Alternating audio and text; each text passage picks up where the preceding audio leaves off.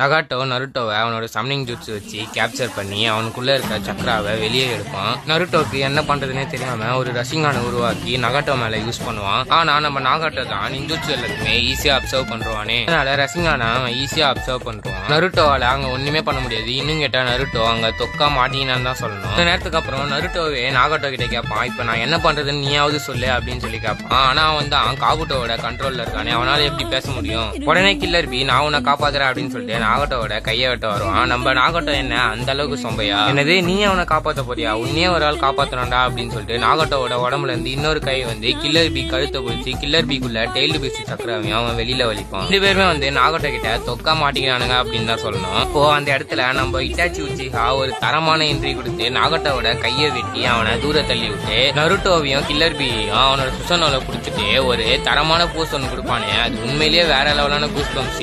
அப்புறம் நருட்டோ கீழே